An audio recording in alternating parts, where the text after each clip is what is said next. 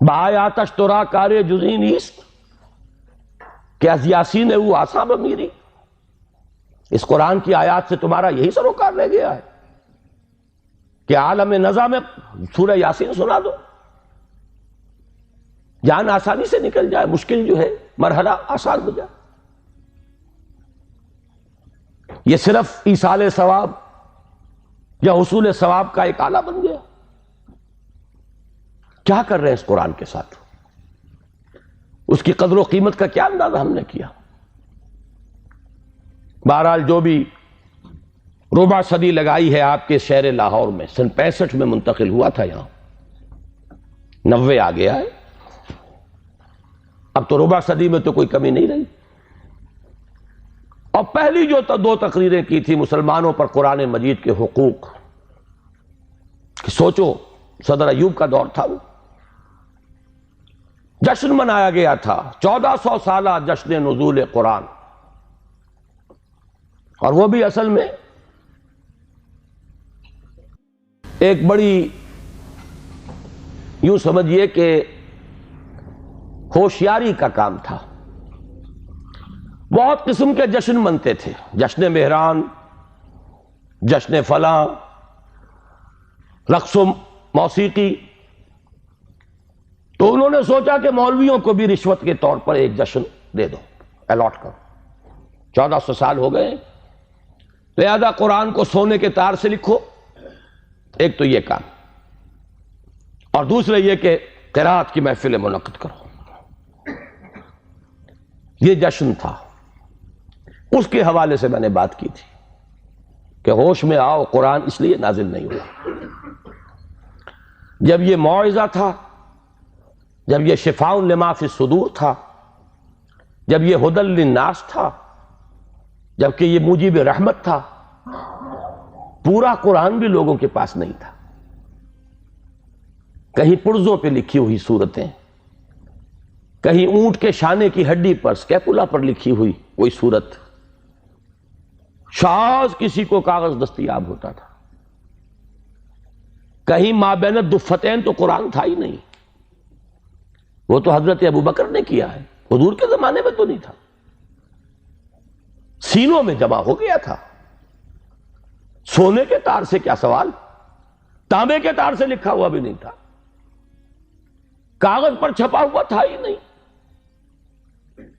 لیکن قرآن تھا، سینوں میں تھا۔ بل هو آیات بینات فی صدور الذین اوتوا العلم، سینوں میں تھا۔ اس قرآن نے انقلاب برپا کیا۔ آج ہم 1,000 روپے کا نسخہ جو ہے خرید کر بچیوں کو جہیز میں دیتے ہیں، لیکن یہ کہ وہ قرآن حقیقت میں نہیں ہے۔ لا یبقى من الاسلام الا اسمہ ولا یبقى من القرآن الا رسمہ، رسم الخط ہے۔ تو دوڑ پیچھے کی طرف ہے گردش ایام تو، ضرورت ہے لوٹنے کی قرآن کی طرف۔ اس لوٹنے کے لیے اپنی جگہ پر خود بھی آدمی طے کرے جو کمی ہے۔ اگر قرآن مجید آپ نے ناظرہ بھی نہیں پڑھا ہے تو شرمائیے نہیں، اس کمی کی تلافی اب کیجئے۔ اور میں کہا کرتا ہوں کہ حضور کی بسم اللہ ہوئی تھی 40 برس کی عمر میں، جب قرآن کی پہلی آیت نازل ہوئی ہے اور حکم ہوا اقرا، آپ نے یہ کہا تھا ما انا بقاری، میں تو پڑھنے والا نہیں ہوں، پڑھا ہوا نہیں ہوں۔ 40 برس کی عمر تھی تب قرآن پڑھنا شروع کیا۔ It's never too late۔ قرآن پڑھیے، قرآن سمجھیے، قرآن پر عمل کیجئے۔ اگر اللہ نے آپ کو فہم کی ایک بلند تر سطح پر، ہائر لیول آف کانشسنس پر فائز کیا ہے، اسی لیول کے قرآن کو پڑھیے۔ یہ ایک قرآن نہیں ہے، اس میں ہزاروں قرآن ہیں۔ ہر شعور کی سطح کا ایک قرآن اس میں علیحدہ موجود ہے،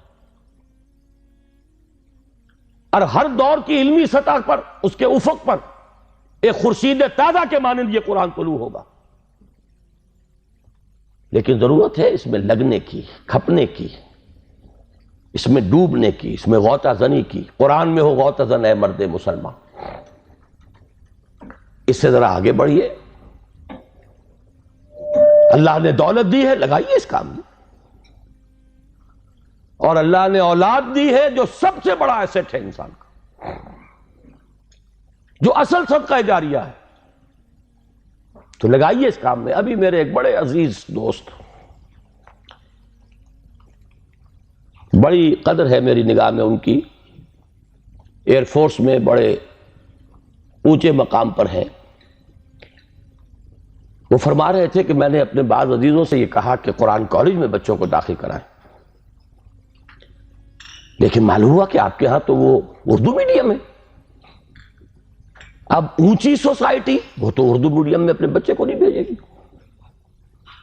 تو آپ کوشش کریں۔ میں نے کہا کہ ٹھیک ہے، سوچیں گے اس پر۔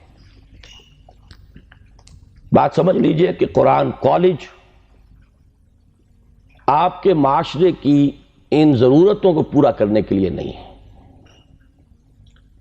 قرآن کالج ان دیوانوں کے لیے ہے جو طے کر لیں کہ ہمارا مطلوب و مقصود دنیا نہیں آخرت۔